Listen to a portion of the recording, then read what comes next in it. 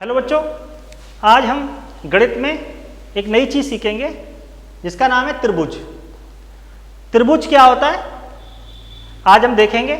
त्रिभुज को इंग्लिश में हम ट्राइंगल भी कहते हैं। ट्राइंगल,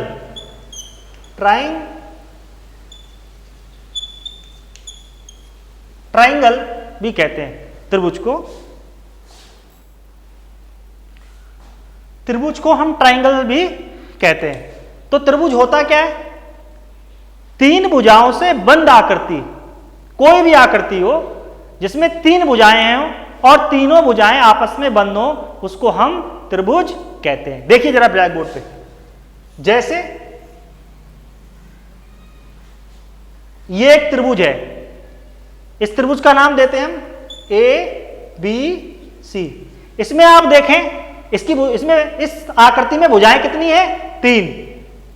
ए बी एक भुजा है, बी सी दूसरी भुजा है और ए सी ये तीसरी भुजा है। और तीनों ही भुजाएं अपने अपने बिंदु पर बंद हैं। तीनों ही भुजाएं आपस में बंद हैं।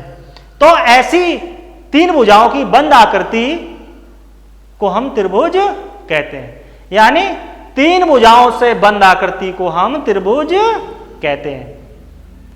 अब त्रिभुज का आप एग्जाम्पल अपने दैनिक जीवन में कहां देख सकते हैं? अगर आप पराठा बनाते हैं तो उसकी आकृति भी त्रिभुजाकार होती है, ट्रायंगुलर होती है। इसके बाद अगर आप बाइसिकल चलाते हैं तो उसकी जो गद्दी होती है वो भी आप देखेंगे ट्रायंगल होती है, त्रिभुजाकार होती है। तो आप कई जगह पे आप देखेंगे आपको त्रिभुज नुमा आकृति आपको देखने को मिल जाएगी। यहां पर मैं आपको ये बताना चाहता हूं कि त्रिभुज कहते किसे हैं। तो मैंने आपको बताया कि तीन भुजाओं से बंद आकृति को हम त्रिभुज कहते हैं। अब एक त्रिभुज में क्या क्या विशेषताएं होती हैं? एक त्रिभुज में शीर्ष कितने होते हैं? तीन। एक ये शीर्ष हो गया, एक ये शीर्ष हो गया, एक ये। भुजाएं कितनी होती हैं? ये याद रखना है आपको, तीन। भुजाएं कितनी होती हैं? तीन। और इसके अंदर जो कोण होते हैं, कोण वो भी कितने होते हैं? तीन है। जैसे एक कोण ये है, एक कोण ये है, एक कोण ये है। तो कोण कितने होते हैं? कोण भी तीन होते हैं। इतनी बात आपको समझनी है अभी फिलहाल के लिए। अब हम त्रिभुज को इनकी भुजाओं के आधार पर तीन भागों में बांटते हैं। भुजाओं के आधार पर त्रिभुज को तीन भागों में बांटा जाता है। तो त्रिभुज को कैसे बांटेंगे? देखो, त्रिभुज को भुजाओं के आधार पर, किसके आधार पर? भुजाओं के आधार पर तीन भागों में बांटते हैं। कितने भागों में बांटते हैं? तीन भागों में बांटते हैं। नंबर एक,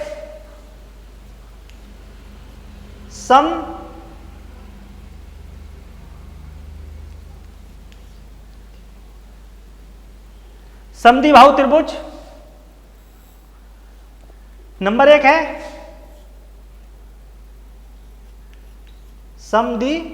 समद्विबाहु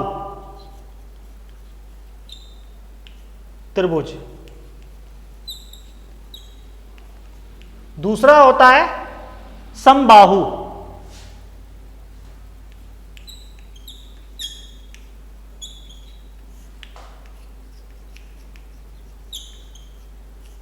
और तीसरा होता है विषमबाहु।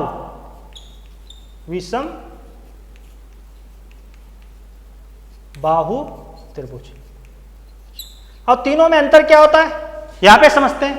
समद्विबाहु, समद्विबाहु त्रिभुज कौन होता है? सम माने समान, द्वि माने दो, बाहु माने भुजाएं। यानी ऐसा त्रिभुज जिसकी दो भुजाएं बराबर हो उसे हम समद्विबाहु त्रिभुज कहते हैं। जैसे यहां देखिए आप, ये एक त्रिभुज है, इसकी ये भुजा इस भुजा से बराबर है, तो ये क्या हो गया? ये समबाहु त्रिभुज हो गया।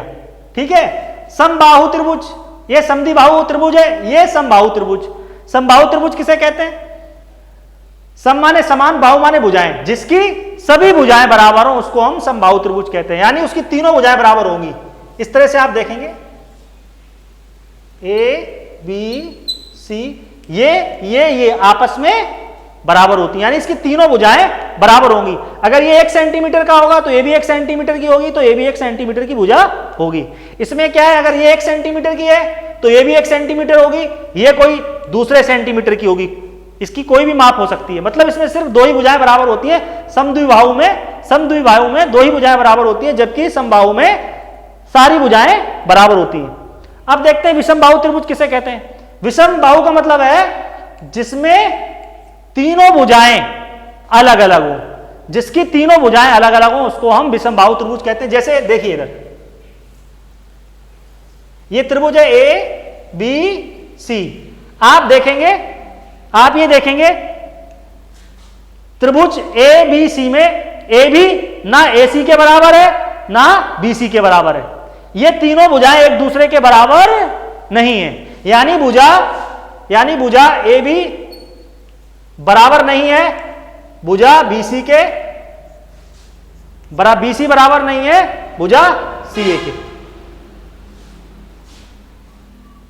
फिर मैं आपको बता देता हूं एक बार, त्रिभुज को भुजाओं के आधार में 3 भागों में बांटा गया है, समद्विबाहु त्रिभुज, समबाहु त्रिभुज और विषमबाहु। समद्विबाहु त्रिभुज में 2 भुजाएं बराबर होती हैं, जबकि समबाहु त्रिभुज में तीनों भुजाएं बराबर होती हैं, और विषमबाहु त्रिभुज में कोई भी भुजा बराबर नहीं होती। यानी त्रिभुज को भुजाओं के आधार में 3 भागों में बांटा है हमने, और त्रिभुज किसे कहते हैं मैंने आपको बता दिया। धन्यवाद।